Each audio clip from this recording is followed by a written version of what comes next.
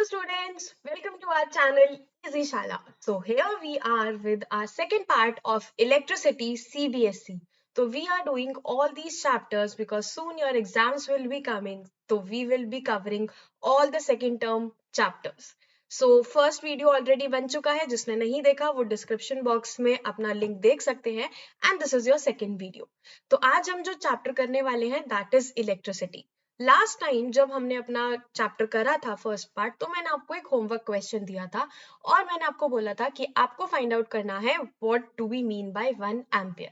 तो आपको फाइंड करना था 1 एम्पियर. एक्चुअली ये क्वेश्चन कुछ ऐसा नहीं है कि मैंने रैंडमली पूछ लिया और ये यूज का ही नहीं है, नहीं, पर ये क्वेश्चन आपका 1 मार्क में जरूर आता है जहां पर आपको डिफाइन करना होता है. आप 1 एम्पियर कैसे डिफाइन करोगे कि 1 एम्पियर इज इक्वल टू, क्या बताया था मैंने आपको उस दिन फॉर्मूला, रिवाइज भी हो जाएगा. मैंने आपको बताया था it is charge upon time. तो अब ये 1 है तो इसका मतलब ये भी 1 होना चाहिए और ये भी 1 होना चाहिए. तो अब आपका यूनिट क्या हो जाएगा कि 1 ampere is equal to is the charge when 1 coulomb of charge is flowing in 1 second. आप हमेशा इसका SI यूनिट लेना, इसका कूलम होता है, इसका सेकेंड. तो it is the amount of 1 coulomb of charge when it's flowing in 1 second. आपको कोई भी डेफिनेशन आ जाए, 1 वोल्ट, एनीथिंग, अब वोल्ट क्या होता है वो हम आज पढ़ेंगे, तो आप हमेशा उसके फॉर्मूले में 1 लगा के करो, राइट. फिर हमने देखा था कि करंट मेजर किससे करते हैं, ये आपका क्वेश्चन था. तो हम करंट मेजर करते हैं एमीटर से. एमीटर में यहाँ पर आपको कुछ माइक्रो ए दिखाई दे रहा है. ए मैंने उस दिन आपको बताया था कि हम करंट को मेजर करने के लिए यूज करते हैं. और इसका क्या मतलब है, जो मैंने अभी बोला, माइक्रो, क्योंकि करंट बहुत कम आपका फ्लो करता है तो हम उसके लिए जो यूनिट्स यूज करते हैं ना वो हम माइक्रो, और हम यही स्मॉलर यूनिट्स यूज करते हैं. कभी भी हमारी बड़ी बड़ी यूनिट्स में, बहुत लार्जर यूनिट्स में घर में और छोटे छोटे डिवाइसेस में जगह मतलब यूज नहीं होता इतना. तो हमेशा इसको हम एमीटर से ही मेजर करते हैं. ये एक डिवाइस होता है. बहुत इंपॉर्टेंट क्वेश्चन है कि कनेक्ट कैसे होता है. It is always connected in series. जब हम अपना नेक्स्ट पार्ट लेंगे तो हम यही चीज समझेंगे कि सीरीज और पैरेलल का मतलब क्या होता है. अभी के लिए समझ लो कि सीरीज में हम इसे कनेक्ट करते हैं. क्यों कनेक्ट करते हैं, क्योंकि एक टर्म और बता रही हूं, क्योंकि इसका रेजिस्टेंस बहुत कम होता है. तो वो हमारे को पूरा का पूरा करंट कितना फ्लो हो रहा है वो हमारे को हेल्प कर देता है. ठीक है, रेजिस्टेंस क्या होता है, सीरीज क्या होता है, ये हम डेफिनेटली अपनी नेक्स्ट वीडियो में समझेंगे जब हम ओम्स लॉ के बारे में पढ़ेंगे. आज हम एक बहुत इंपॉर्टेंट टर्म के बारे में पढ़ने वाले हैं जो हमारे ओम्स लॉ में भी काम आएगी, दैट इज इलेक्ट्रिक पोटेंशियल. अब इलेक्ट्रिक पोटेंशियल का क्या मतलब होता है. अब आप यहाँ पर देखो, मैंने एक वीडियो दिखाया है जिसमें आप अपने सॉकेट में प्लग लगा रहे हो. इसका क्या मतलब है, हमने उस दिन पढ़ा कि जब भी हम अपने करंट की या जब भी हम इलेक्ट्रिसिटी की बात करते हैं, सब किस चीज से रिलेटेड है, चार्जेस से, कि चार्जेस फ्लो कर रहे हैं. तो पोटेंशियल का मतलब यही है कि अगर यहां से आपका कोई भी पॉजिटिव या आपका चार्ज एक पॉइंट से दूसरी जगह जा रहा है तो वो वर्क कर रहा है. अब वो कितने टाइम में वर्क कर रहा है, मतलब कितने चार्ज यहाँ एक पॉइंट से दूसरे पॉइंट तक चले गए और उन्होंने कितना काम करा, वो आपका क्या होगा, पोटेंशियल. जैसे इंग्लिश में हम क्या बोलते हैं, ताकत, मतलब आपने कितना मेहनत कर लिया, कितना काम कर लिया, वो आपका पोटेंशियल होता है. तो यहाँ पे भी वही है, सेम चीज, कितना वर्क हुआ कि इतने चार्जेस को उठाकर लाए आप इधर. That is simple. आप समझ पा रहे हो फॉर्मूला में क्या बताने वाली हूँ कि आपके चार्ज ने कितना काम किया. कैसे देखेंगे, फॉर्मूले से देखेंगे. अब एक चीज समझो, आप कुछ अपनी सिचुएशन इमेजिन करो, ठीक है. आप अपना सुबह उठे, आपको अपना स्कूल जाना था या आपको कहीं पे भी जाना था, घूमने जाना था. अब स्कूल तो भूल जाते हैं बच्चे, बहुत टाइम से नहीं जा रहे हैं, ठीक है. तो आपको घूमने जाना था. लेट्स सपोज आपकी बहुत अच्छी एनर्जी थी, आपका यहाँ हाँ आज तो पिकनिक जाएंगे, मजा आएगा, ये ठीक है. तो आपका कुछ वर्क था, अपनी कुछ अपनी एनर्जी थी. लेट्स सपोज कि हमने बोला कि आपका ना 20 जूल एनर्जी था. फिर आपने खेला कूदा, सब जगह आपका एनर्जी कंज्यूम हुआ. जब आपका एनर्जी कंज्यूम होगा तो वो एनर्जी रिड्यूस ही हो जाएगा, राइट. या फिर हम कुछ ऐसी सिचुएशन भी ले सकते हैं जहां पर आपने कुछ अच्छे से खाया पिया, आप हेल्दी हो गए तो आपका एनर्जी बढ़ गया. बेसिकली कुछ फर्क आता है. तो लेट्स सपोज मैं कह रही हूँ कि अब आपका एनर्जी कम हो गया और वो 10 जूल्स हो गया. कुछ भी केस हो सकता है पर अभी मैंने ये वाला ले लिया, ठीक है, तो अब इन दोनों में फर्क कितना है, 10 का।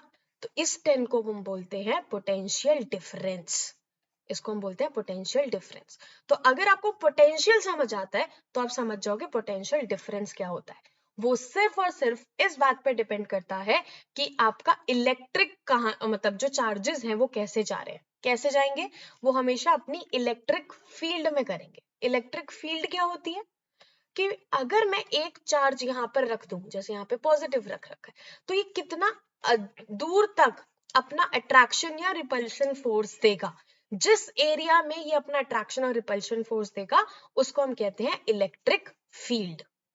ठीक है, तो हम हमेशा यही देखते हैं कि भाई ये उठकर आ गया, अगर आ गया तो कितना इसने वर्क किया। तो सिंपल आपका फॉर्मूला बन जाता है V is equal to W/Q। तो W is work done, joules, and Q is coulombs, charge. So आपका यूनिट होता है वोल्ट, जो आपके साइंटिस्ट के नाम के बाद में रखा गया है, that is SI unit is volt. Very important. अब आप दो चीजें समझ चुके हो इलेक्ट्रिक करंट में, बहुत इंपॉर्टेंट। चार्जेस तो हमारा सबसे पहले हो गया, वो खत्म। करंट आप समझ चुके हो जो एम्पियर उसका होता है, और एक आप पोटेंशियल डिफरेंस समझ चुके हैं जिसको हम V लिखेंगे, वोल्ट्स उसका पोटेंशियल डिफरेंस होता है। हमेशा याद रखना कि ये यूनिट आई कैसे, इट्स जूल अपॉन कूलम, ये याद रखना। ठीक है, क्योंकि अगर कहीं पे भी इस टाइप की चीजें आती है ना, फिर आप इजीली उनको यूनिट चेंज कर पाते हो। ठीक है, because these are some derived quantities, ये डायरेक्टली नहीं दे दिया मैंने, ये मैंने डिराइव करा है। फिर मैंने आपको बताया कि जूल अपॉन कूलम वोल्ट होता है, तो these are some derived quantities, तो उनको आपको याद करना बहुत जरूरी हो जाता है। जिस तरह आपका करंट मेजर होता है एमीटर से, उसी तरह वोल्ट मेजर होगा वोल्ट मीटर से। इट्स सिंपल, वोल्ट है और मीटर। ठीक है, एमीटर को कनेक्ट कर रहे थे हम सीरीज में, इसको कनेक्ट करते हैं हम पैरेलल में। वहां रीजन क्या दिया था, रेजिस्टेंस कम होता है। यहाँ क्या हो जाएगा, रेजिस्टेंस ज्यादा होता है वोल्ट मीटर का, तो आपका करंट कम फ्लो होगा और आप इजीली आपका वोल्टेज कितना है वो आप मेजर कर पाओगे। ठीक है, तो पैरेलल, सीरीज, रेजिस्टर्स, ये सब आप अपना नेक्स्ट क्लास में समझोगे। पर अभी के लिए आपका ये इंपॉर्टेंट है कि दो चीजें होती हैं जब भी हम कभी भी इलेक्ट्रिक सर्किट्स की बात करते हैं। पोटेंशियल डिफरेंस मतलब आपका सप्लाई कितना जा रहा है और आपका करंट उससे कितना ड्रॉ हुआ।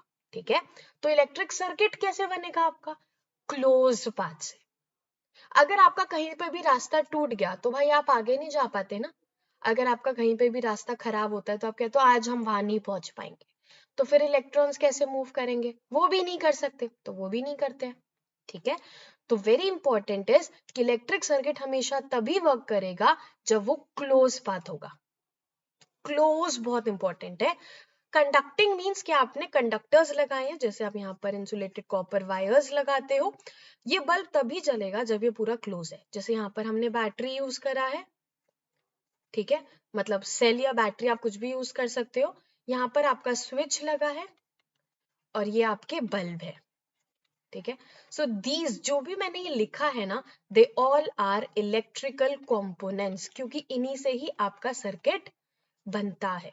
सो this is very very important कि ये सब चीजें क्या है, these are your electrical components. Copper, bulb, cell, battery, switch, ये सब है।